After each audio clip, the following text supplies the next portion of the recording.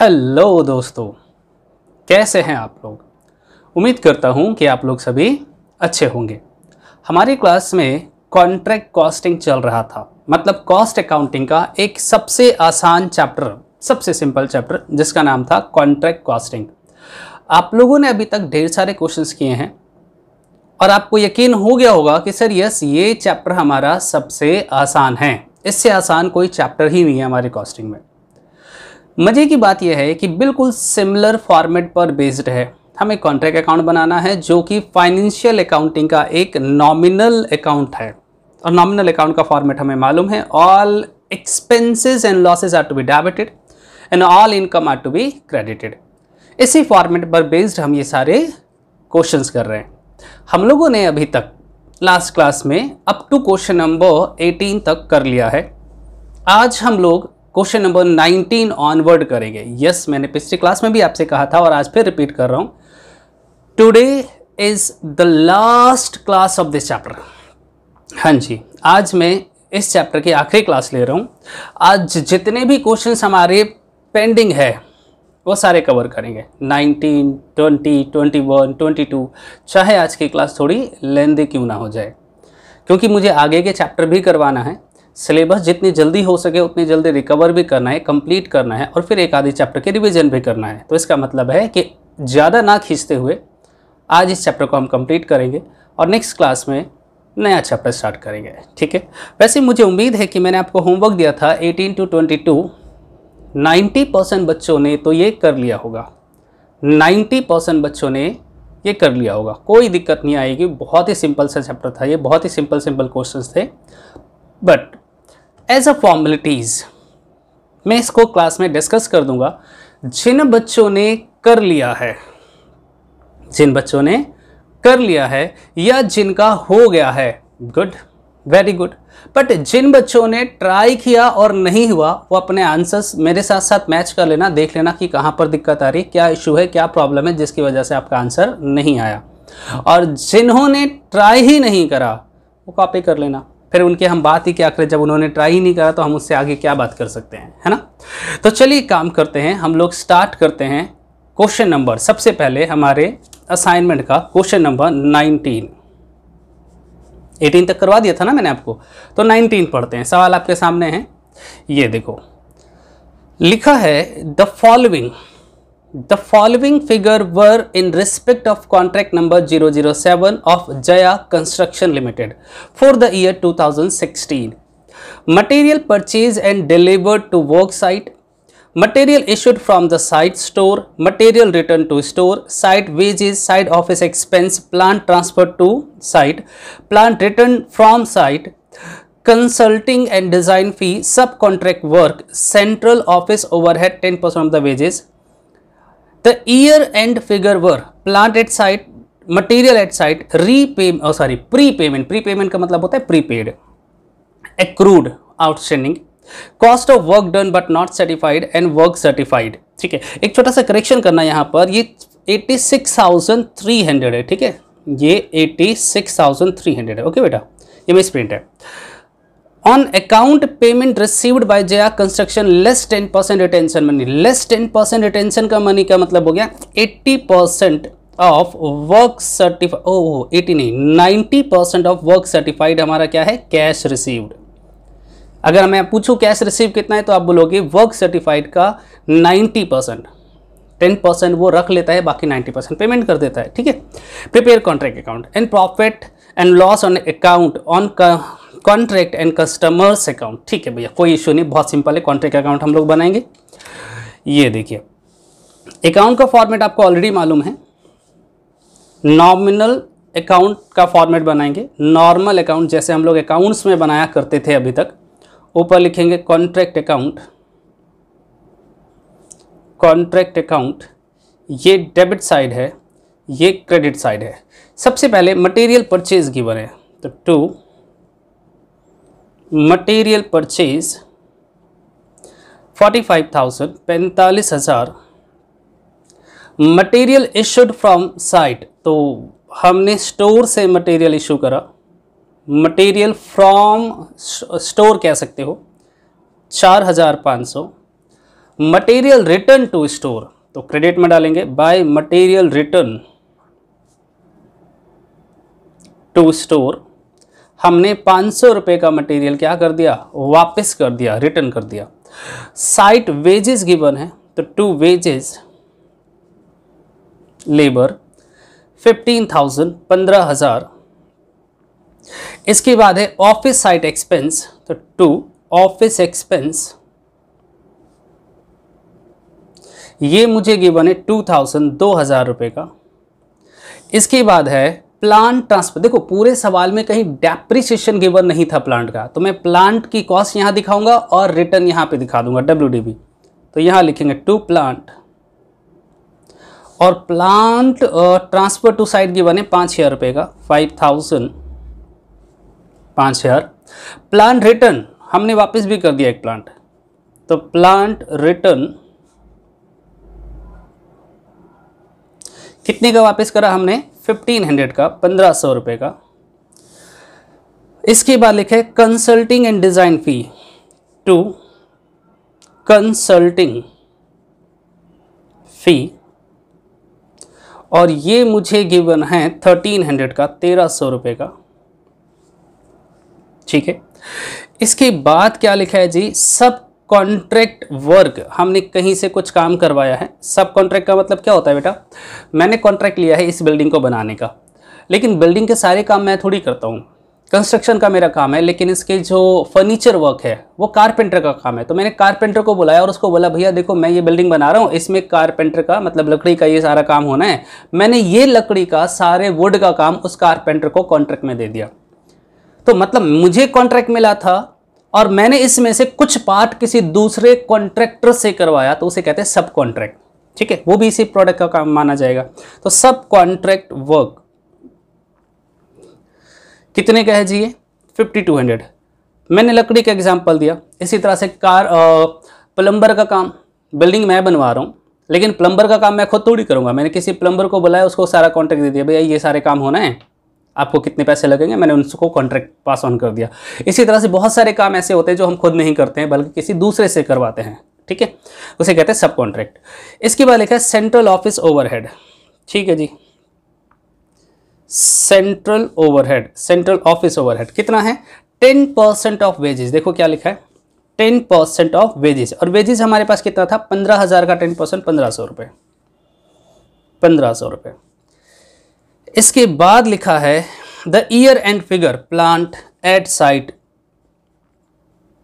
Plant at site बच गया जो प्लांट हमारे पास 1,800 रुपये का। Material at site, at site ये 1,000 का बच गया। इसके बाद है प्री पेमेंट। प्री पेमेंट का मतलब होता है प्रीपेड। याद है आउटस्टैंडिंग हम डेबिट में दिखाते हैं और प्रीपेड कहां दिखाएंगे, क्रेडिट में। आप क्रेडिट में नहीं दिखाना चाहते हो तो वेजेस में जाकर माइनस कर सकते हो। आउटस्टैंडिंग प्लस और प्रीपेड माइनस करते हैं, 11 से पढ़ते आ रहे हैं। मैं क्रेडिट में दिखा रहा हूं 200 का, और एक्रूड गिवन है, या एक्रूवल गिवन है। आउटस्टैंडिंग डेबिट में दिखाएंगे, एक्रूवल ये गिवन है आपको 3,500 का, 3,500 नहीं 300 का। और इसके बाद लिखा है cost of work done but not certified. ठीक है जी, बाय वर्क इन प्रोग्रेस, इसमें आएगा वर्क सर्टिफाइड और वर्क अनसर्टिफाइड।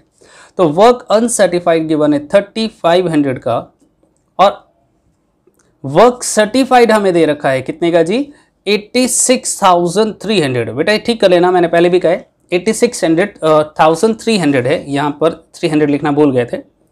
बस जी खत्म। आइए सबसे पहले हम इसे कंप्लीट कर लेते हैं, टोटल कर लेते हैं, देखते हैं कौन सा साइड ज़्यादा है। इसके बाद फिर हम ट्रांसफ़र करेंगे कुछ प्रॉफिट एंड लॉस अकाउंट में, और कुछ हम ट्रांसफ़र करेंगे कहाँ पर, रिजर्व फॉर कॉन्टिंजेंट में। यहाँ जो भी बचेगा हम उसे नाम देंगे नोशनल प्रॉफिट। ठीक है, चलिए फटाफट स्पीड में टोटल करते हैं, देखते हैं कितना हमारा नोशनल प्रॉफिट आ रहा है। तो 500 plus 1,500 plus 1,800 plus 1,000 plus 200 plus 86,300 plus 3,500, ये आ गया 94,800, 94,800 माइनस करेंगे 45,000 minus 4,500 minus 15,000 minus 2,000 minus 5,000 minus 1,300 minus 5,200 minus 1,500 और माइनस 300, टोटल आ रहा है बेटा 15,000। मुश्किल है, कुछ भी नहीं करा, जो इन्फॉर्मेशन गिवन था जस्ट उसे ट्रांसफर कर दिया।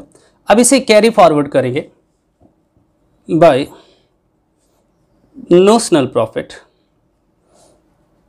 15,000। इसमें से कुछ पार्ट हम ट्रांसफ़र करेंगे प्रॉफिट एंड लॉस अकाउंट में और कुछ पार्ट हम ट्रांसफ़र करेंगे work in progress reserve for contingent में। जानते हो ना आप, टोटल तो हमें मालूम है सर 15,000 ही आएगा, इसी का हम तो पार्ट्स करते हैं। लेकिन सर ट्रांसफ़र करने के लिए हमें एक छोटा सा वर्किंग नोट करना पड़ता है जिसमें हम ये लिखते हैं how many percentage of work done, कितना काम कंप्लीट हुआ। तो उसके लिए लिखते हैं परसेंटेज ऑफ वर्क सर्टिफाइड। अब सर वर्क सर्टिफाइड का फॉर्मूला होता है work certified divided by contract price multiply by 100। अब मैंने पूरा सवाल पढ़ा, पूरा सवाल हमने पढ़ लिया, कहीं भी कॉन्ट्रैक्ट प्राइस मिला? आइए एक बार आप फिर नज़र मारो और मुझे बताओ कि सवाल में कहीं भी कॉन्ट्रैक्ट प्राइस दे रखा है? ये लो, पूरे सवाल में देखो कहीं कॉन्ट्रैक्ट प्राइस गिवन है तो आपको पता चलेगा नहीं। अब ऐसे केसेस में हम ये मान लेते हैं, I repeat it is assumed, हम ये मान रहे हैं कि हमारा जो काम है वो 50% प्लस कंप्लीट हो चुका है, 50% से ज़्यादा कंप्लीट हो गया। और अगर 50% से ज़्यादा कंप्लीट होता है तो प्रॉफिट ट्रांसफ़र करेंगे, profit transfer to profit and loss account, कितना 2/3 है ना, 50% से ज़्यादा होता है, into notional profit 15,000 into cash receive divided by work certified. तो बेटा इसका परसेंटेज हमें दे रखा था 90%, दे रखा था 10% रिटेंशन मनी है, तो कैश रिसीव कितना है 90%। सॉल्व कीजिए तो 15,000 multiply by 2 divided by 3 multiply by 90%, ये आ गया 9,000। तो 9,000 रुपये हम प्रॉफिट एंड लॉस में ट्रांसफर करेंगे और रिमेनिंग 11,000 बचेगा, कितना बचेगा 6,000 रुपये है ना, 6,000 रुपीज़ हम कहाँ ट्रांसफ़र कर देंगे? Work in progress general reserve में। बताइए इसमें नई बात क्या सीखा है? पॉइंट नंबर 1, अगर कभी कॉन्ट्रैक्ट प्राइस ना दे रखा हो या परसेंटेज ऑफ वर्क डन निकालने का तरीका ना बताए, परसेंटेज ऑफ वर्क सर्टिफाइड ना बताए, तो हम मान लेंगे 50% से ज़्यादा काम कंप्लीट हुआ है, फुल स्टॉप। चलिए कॉपी कीजिए इसको जल्दी से, स्पीड में कॉपी कीजिए। छोटा सा सवाल था, नन्हा मुन्ना सा, आप इसे कर सकते थे, बट मुझे लगता है 2 जगह पे आप लोगों को दिक्कत आई होगी। एक तो यहाँ मिस प्रिंट था, 86,000 गिवन है जबकि 86,300 होना चाहिए, और दूसरा कॉन्ट्रैक्ट प्राइस ना देने के कारण आप परसेंटेज ऑफ वर्क सर्टिफाइड नहीं निकाल पाए होगे। ठीक है, तो ये ध्यान रखना कि अगर कभी ना पता हो कि कितना काम कंप्लीट हो गया तो हम मान लेते हैं कि 50% से ज़्यादा कंप्लीट हो चुका है। ठीक है, ओके सर, जल्दी से कॉपी कर लीजिए स्पीड में, फिर मैं आपको आगे दिखाता हूँ और फिर हम लोग करेंगे क्वेश्चन नंबर 20। मुझे लगता है क्वेश्चन नंबर 20 भी हो गया होगा, इस तरह का क्वेश्चन हम पहले कंप्लीट कर चुके हैं, बट चलिए कोई बात नहीं, 2 कॉन्ट्रैक्ट है, 2 कॉलम बनाएंगे, हम पहले भी 2 कॉलम बनाते थे, है ना। ठीक है सर, ओके चलिए ये हो गया कंप्लीट। तो अब मैं नीचे का पार्ट दिखा रहा हूँ, जल्दी जल्दी कॉपी कीजिए और फिर हम लोग करेंगे question number 2020। Done? Yes sir. चलिए फिर क्वेश्चन नंबर 20 करते हैं।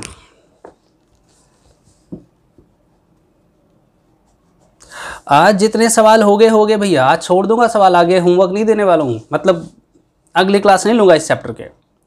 पर ये क्या लिखा है?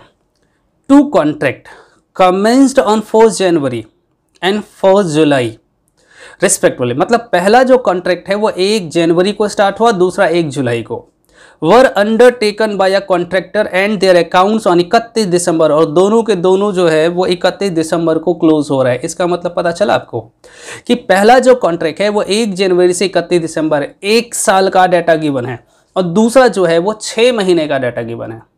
वैसे कहीं हमें कोई प्रॉब्लम नहीं आएंगी, हमें प्रॉब्लम आएंगी डेप्रीसिएशन में। अगर डेप्रीसिएशन हमें परसेंटेज में दे रखा है तो पहले कॉन्ट्रैक्ट में पूरे साल का डेप्रीसिएशन निकालेंगे और दूसरे पर सिर्फ 6 महीने का डेप्रीसिएशन निकालेंगे, बाकी में कोई चेंज नहीं है। कॉन्ट्रैक्ट प्राइस गिवन है। एक्सपेंडिचर में material, labour, general charges. Plant given है, मटेरियल ऑन हैंड, क्लोजिंग मतलब है ना, wages accrued, outstanding, work certified, cash receive in respect there of, work done but not certified. ठीक है जी, ये सारी चीजें तो हमारी जान पहचान की है। इसके बाद कहता है the plant was stall on date of commencement of each contract, depreciation thereon is to be taken. ध्यान से देखो क्या लिखा है, डेप्रिसिएशन 10% पर एनम। तो पहले कॉन्ट्रैक्ट पे पूरे साल का डेप्रिसिएशन और दूसरे कॉन्ट्रैक्ट पर 6 महीने का, इसका ध्यान रखना। Prepare contract account in the tabular form. लीजिए खत्म। आइए बनाते हैं कॉन्ट्रैक्ट अकाउंट। इस सवाल में क्या नया मिला, बस डेप्रिसिएशन, बाकी सब कॉपी।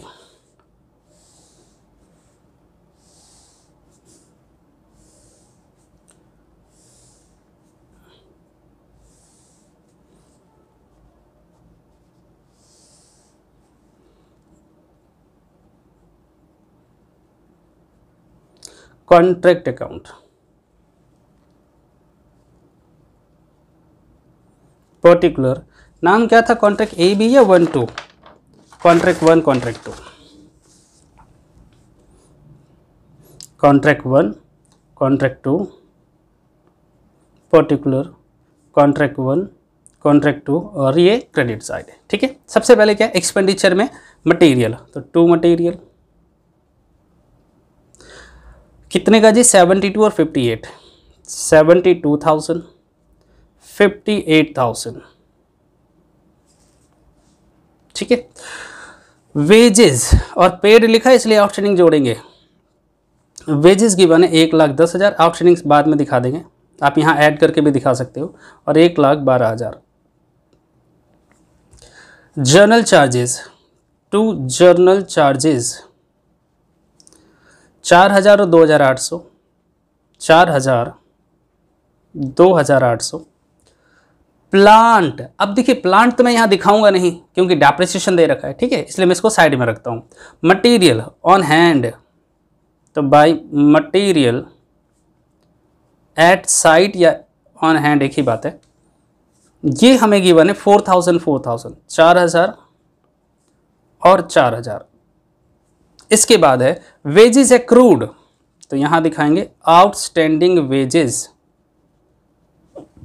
ये गिवन है, ये भी 4,000, 4,000 और 4,000। इसके बाद है वर्क सर्टिफाइड, तो सर एक काम करते हैं ना, यहीं लिखते हैं by work in progress, work certified और वर्क अनसर्टिफाइड, है ना।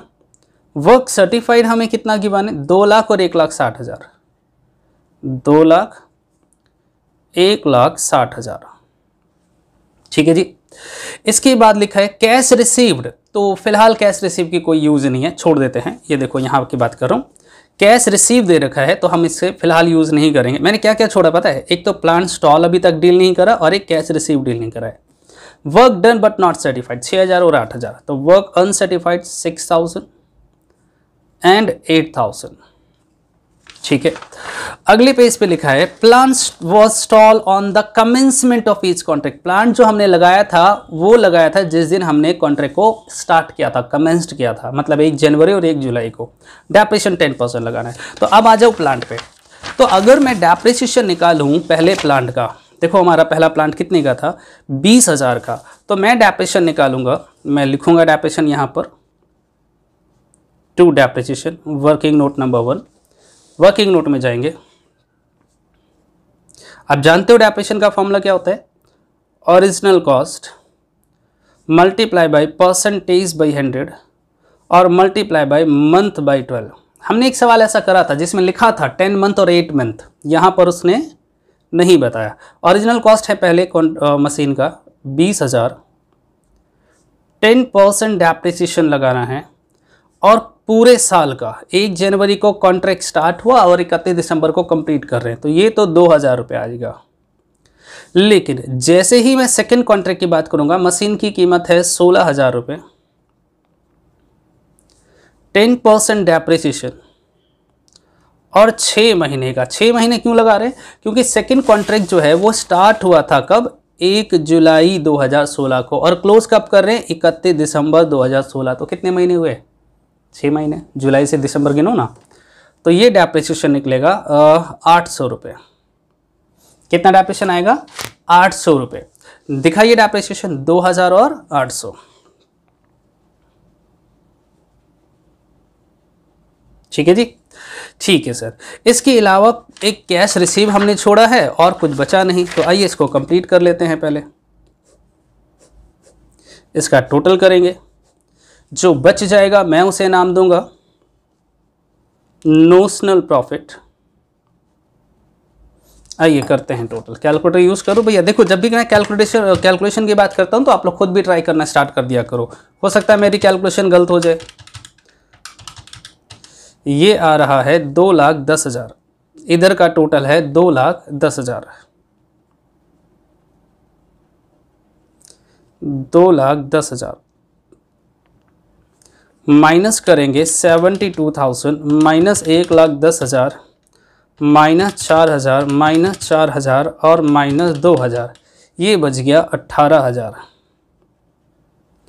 इधर का टोटल 72,000 आ रहा है, बट मुझे लग रहा है ये ज़्यादा है। एक बार इधर का पहले टोटल कर लेते हैं। 58,000, 1,12,000, 2,800, 4,000 और 800, ये 177 आ रहा है। ओ माय गॉड, ये ज़्यादा है। 177, 600, 177, 600 माइनस करेंगे 4,000 माइनस 160 माइनस 8,000, तो ये आ गया 5,600। 5,600 और मैं से क्या नाम दूंगा? By notional loss. अब थोड़ा सा दिमाग पे जोर डालो और मुझे बताओ लॉसेस सारे कहाँ दिखाते हैं? तो सर लॉसेस जितने भी हैं उसे हम यहाँ ट्रांसफर करेंगे। नोशनल लॉस कितने का? 5,600 का। नोशनल लॉस हमारे पास 5,600 का आया, ठीक है। और ये सारा का सारा हम ट्रांसफर कर देंगे। कहाँ ट्रांसफर करेंगे? प्रॉफिट एंड लॉस अकाउंट में। By profit and loss account, सारा का सारा प्रॉफिट एंड लॉस में ट्रांसफर हो गया। इधर से जो नोशनल लॉस है उसे ट्रांसफर कर लेते हैं बाय नोशनल प्रॉफिट, और प्रॉफिट आया 18,000।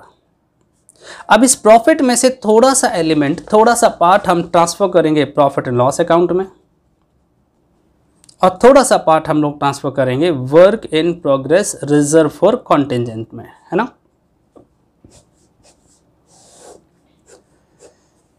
देखिए ये तो टोटल हो गया 5,600, क्योंकि जो भी हमारा नोशनल लॉस आया था वो सारा का सारा हमने प्रॉफिट एंड लॉस में ट्रांसफर कर दिया।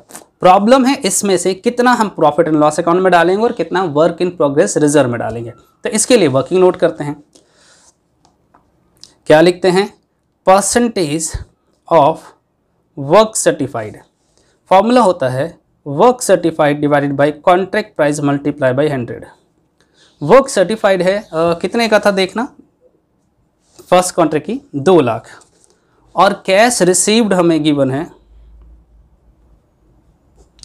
1,50,000। सवाल में दे रखा था कैश रिसीव, एक बार चेक करो जो हमने छोड़ा हुआ था। Cash receive 1,50,000। अरे कैश रिसीव दिखाते कॉन्ट्रैक्ट प्राइस दिखाते? कॉन्ट्रैक्ट प्राइस दिखाते सर जी। कॉन्ट्रैक्ट प्राइस 4 लाख का है। कॉन्ट्रैक्ट प्राइस 4 लाख का है, मल्टीप्लाई बाय 100 करेंगे तो ये कितना आ गया? 50%। इसके बाद हम निकालते हैं profit transfer to profit and loss account. Profit transfer to profit and loss कैसे निकालेंगे? 50% है तो 2/3 मल्टीप्लाई बाय नोशनल प्रॉफिट आया हमारा 18,000 का, into cash price, cash price है 1,50,000 का, वर्क सर्टिफाइड आ गया 2 लाख का। सॉल्व कीजिए। 150 divided by 2 lakh multiply by 18,000 multiply by 2 divided by 3, 9,000। तो 9,000 रुपये हम ट्रांसफ़र करेंगे प्रॉफिट एंड लॉस अकाउंट में, और बैलेंस बच गया 9,000, वो जाएगा work in progress contingent reserve में। लीजिए कंप्लीट सवाल। अगर आपको लग रहा है मुश्किल है तो बताइए मुझे। मुश्किल नहीं था इस सवाल में, तो कुछ भी मुश्किल नहीं था, बस एक छोटा सा एलिमेंट हमें मालूम होना चाहिए और वो है डेप्रिसिएशन। हमें पता होना चाहिए कि डेप्रिसिएशन जो है वो मंथ बेसिस पे लगता है, अगर कभी भी पर एनम लिखा हो तो। चलिए एनीवे, जल्दी जल्दी कॉपी कर लीजिए, इसके बाद हम आगे कैरी ऑन करेंगे, ठीक है। ये था हमारा क्वेश्चन नंबर 2020। अब हम बात करेंगे 21 के बारे में। वैसे 21 मैं करवा नहीं रहा हूँ सर, क्यों नहीं करवा रही हूँ, क्योंकि 20 क्वेश्चन का जो फर्स्ट मशीन था हमारा वही 21 का क्वेश्चन है। हाँ जी, करेक्ट बोल रहा हूँ मैं। इवन अमाउंट भी same, everything is same, everything is same. मैं दिखाता हूँ, पहले आप इसको कॉपी कर लीजिए। चलिए ये हो गया, तो आप वर्किंग नोट कॉपी कर सकते हैं। ये देखो, ये वर्किंग नोट हमारा सारा, ठीक है। Question number 21 as similar to question number 20 का फर्स्ट पार्ट, फर्स्ट कॉन्ट्रैक्ट की बात कर रही है। मैं भी दिखा देता हूं आपको, टेंशन ना लो, सब कुछ सेम है, आंसर भी सेम है, देख लो, आप देख लो। ये देखो, कॉन्ट्रैक्ट प्राइस 4 लाख, यहां भी कॉन्ट्रैक्ट प्राइस क्या था, देखो 4 लाख, दिखा आपको। फिर मटेरियल 72, 110, 4000 है ना। चलिए देखते हैं, 72, 110 और 4000, देखना 75 दे रखा है, कोई बात नहीं, क्या फर्क पड़ता है, 110 और 4, ठीक है। इसके अलावा प्लांट 1 जुलाई को इंस्टॉल किया था, यहां भी 1 जुलाई को इंस्टॉल करा, मतलब डेप्रिसिएशन 6 महीने का लगेगा। अगर हमारा कॉन्ट्रैक्ट कंप्लीट होता है 31 दिसंबर को, 1 जनवरी को स्टार्ट हुआ, लेकिन हमने प्लांट कब लगाया, 1 जुलाई को, तो कॉमन सेंस की बात है कि 6 महीने का डेप्रिसिएशन लगाएंगे। Material in hand, wages accrued due, work certified 2 lakh का, वर्क अनसर्टिफाइड 6 लाख का, कैश रिसीव 1.5 लाख रुपए का, material transfer to, everything is same, 10% depreciation, even answer भी सेम है, चेक करो, 9500 होगा बेटा, ये भी ठीक है, 9500, 9500, मतलब एक अमाउंट चेंज करा होगा, बाकी एवरीथिंग 100% सेम है। तो आप कॉपी कर लेना, ये बिल्कुल सेम क्वेश्चन नंबर 20 का जो फर्स्ट कॉन्ट्रैक्ट था उसी को कॉपी करा है। 1 या 2 अमाउंट एक्स्ट्रा दे रखा है, और वो है कहाँ गया जी, material receive from other contract, शायद ये वाला है, ये वाले 2 एलिमेंट है जो एक्स्ट्रा दे रखा है, बाकी सब कुछ सेम है। तो मैं उम्मीद करूंगा कि इसे आप खुद ट्राई कर लेना, कहोगे तब भी नहीं करवाऊंगा। ये घटिया सवाल है, आसान तो है ही, उसके बाद रिपीटेड क्वेश्चन है, तो रिपीटेड क्वेश्चंस करवा के समय खराब करने का कोई फायदा नहीं है। मैं स्टार्ट कर रहा हूँ question number 22। This is the last question of this chapter. आइए पढ़ते हैं। बाकी आप 10 ईयर के क्वेश्चन ट्राई कर सकते हो, आपके पास जितने भी 10 ईयर है, कोई भी हो, आप उसमें से ट्राई करना, 90% क्वेश्चन तुम्हें सेम मिलेगा, ठीक है। चलिए पढ़ते हैं। The Hindustan Construction Company Limited has undertaken the contract of a bridge over the river of Yamuna for a municipal corporation. The value of contract is 12,50,000 subject to a retention 20% until, मतलब 80% हमारा क्या होगा, cash received, after the certified completion of the contract and the final approval of the corporation engineer. The following are the detail are so as shown in the books of 30th June 2010. ठीक है जी, कोई बात नहीं। क्या क्या given है, labour on site दे रखा है, material directly site less return, ठीक है, रिटर्न माइनस करने के बाद गिवन है, material from store, hire and use of plant upkeep account इतना दे रखा है, direct expenses, general overhead allocated to the contract, material in hand 30 जून को दे रखा है, वेजेस एक्रूड गिवन है, डायरेक्ट एक्सपेंस एक्रूड गिवन है, वर्क नॉट सर्टिफाइड गिवन है, amount certified by the corporation engineer, work certified given है, cash receive दे रखा है। It's very very simple. मुझे लग रहा था कि आज की क्लास हमारी थोड़ी लेंथी हो जाएगी, बट मुझे लग रहा है नहीं, इतना भी नहीं, नॉर्मल क्लास की टाइमिंग। हाँ, अगर मैं 21 करवाता तो शायद थोड़ी क्लास लेंथी हो जाती, लेकिन करवाने लायक नहीं है इसलिए नहीं करवा रहा हूँ। आइए फटाफट इसमें सारी इन्फॉर्मेशन पुट करते हैं। सबसे पहले तो मुझे दिखा लेबर टू लेबर 4,05,000। इसके बाद है मटेरियल, मटेरियल एट साइट कितने का जी, 4,20,000। इसके बाद है material from store,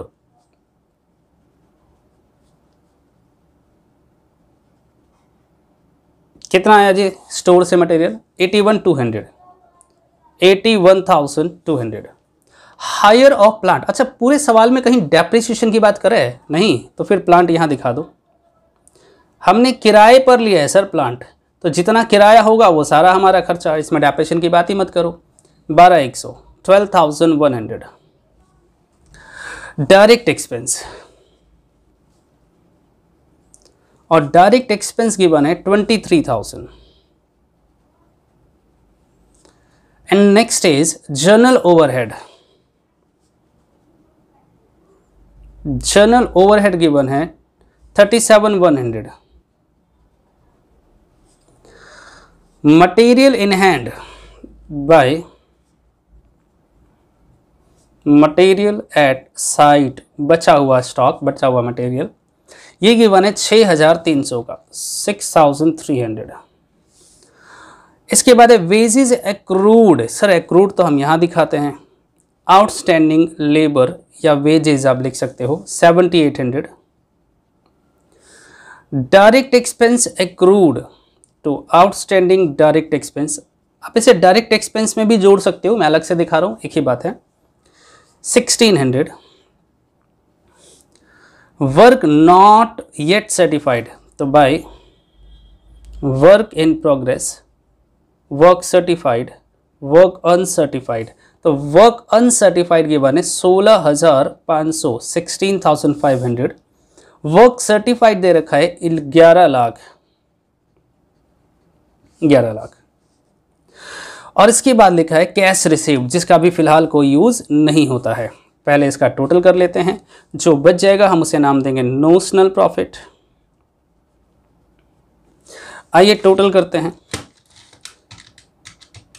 11 lakh plus 6,300 plus 16,500, 11,22,800, 11,22,800 minus करेंगे 405,000 माइनस 420,000 माइनस 81,200 माइनस 12,100, 23,000, 37,100, 7,800 और 1,600।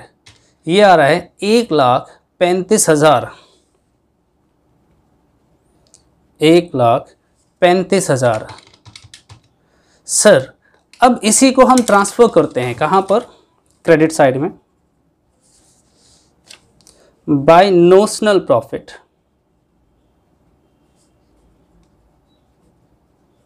$135। अब इसमें से कुछ पार्ट हम ट्रांसफर करेंगे प्रॉफिट एंड लॉस अकाउंट में, और कुछ पार्ट हम लोग कहाँ ट्रांसफर कर देंगे? रिजर्व फॉर कॉन्टिजेंट में, रिजर्व फॉर कॉन्टिजेंट में। तो यहाँ लिखेंगे to profit and loss account, जितना प्रॉफिट एंड लॉस में जाएगा, और बाकी work in progress reserve for contingent, total 135। अब इसी की तो सारी कैलकुलेशन होती है। Sir how many amount transfer to profit and loss account and how many amount transfer to profit reserve में। तो इसके लिए हम लोग क्या करते हैं? Percentage of work certified. Percentage of work certified का फॉर्मूला क्या होता है? तो सर फॉर्मूला होता है work certified divided by contract price multiply by 100। Work certified मुझे मालूम है 11 लाख, कॉन्ट्रैक्ट प्राइस पहली लाइन में गिवन था 12,50,000 मल्टीप्लाई बाय 100। अगर हम इसे सॉल्व करते हैं, 11 lakh divided by 12,50 multiply by 100, देखना कितना आया? 88%। बताइए कौन सी कैटेगरी में लाई करता है? तो सर ये 50% से ज़्यादा है और 90% से कम, तो ये 2/3 में लाई करेगा। तो 2/3 के लिए profit transfer to profit and loss 2/3 into notional profit 135 into cash received है, कितना कैश रिसीव था देखना लास्ट में? 8,80,000 और वर्क सर्टिफाइड हमें गिवन है 11 लाख। अगर मैं इसको सॉल्व करूं तो 880 divided by 11 lakh multiply by 135 multiply by 2 divided by 3, 72,000। तो 72,000 तो हम ट्रांसफर कर देंगे प्रॉफिट एंड लॉस अकाउंट में, और जो बच जाएगा, कितना बच गया देखना, 135 माइनस 72, 63 हम ट्रांसफर कर देंगे reserve, work in progress reserve for contingent में। चलिए बताइए, आखिरी सवाल भी इतना आसान, तो इसका मतलब चैप्टर तो सच में बहुत आसान है ना। एनीवे आप इसे कॉपी कर लीजिए, और असाइनमेंट के सारे क्वेश्चंस मैंने क्लास में डिस्कस कर दिया है। तो अब आप लोग क्या करोगे, आप लोग 10 ईयर उठाओगे, जितने भी 10 साल का अगर क्वेश्चन पेपर आपको गिवन है तो सभी क्वेश्चन पेपर में कॉन्ट्रैक्ट अकाउंटिंग का सवाल उठाओगे, हर क्वेश्चन पेपर में आपको मिल जाएगा, और वो सारे सवाल सॉल्व करने। मतलब 10 ईयर उठाओगे, 10 साल का पेपर होगा, तो हर पेपर में एक क्वेश्चन पक्का होगा कॉन्ट्रैक्ट अकाउंटिंग का, सिर्फ वो सवाल, मतलब टोटल 10 सवाल आपके लिए होमवर्क है। अगली क्लास तक अगर आप मेरे से डाउट पूछते हो तो मैं आपको डाउट बता दूंगा, और डाउट नहीं पूछोगे तो नया चैप्टर स्टार्ट करेंगे। ठीक है सर, कॉपी हो गया तो बाकी का पोर्शन कॉपी कर लीजिए। फिर मैं आपको वर्किंग नोट दिखाता हूं, और all questions from 10 year, all questions of contract accounts from 10 year, ये आपका होमवर्क रहेगा। ठीक है, चलिए ये लीजिए, कॉपी कर लीजिए। मैं नीचे आपको होमवर्क दे देता हूं। आपका होमवर्क होगा all questions of contract account from 10 year. ठीक है जी, चलिए तो जिन्होंने कॉपी नहीं करा है जल्दी से वर्किंग नोट कॉपी कर लीजिए, और आज हम लोग इतना ही करेंगे, बाकी करेंगे नेक्स्ट क्लास में। तब तक के लिए बाय, सी यू, टाटा, सब खैर।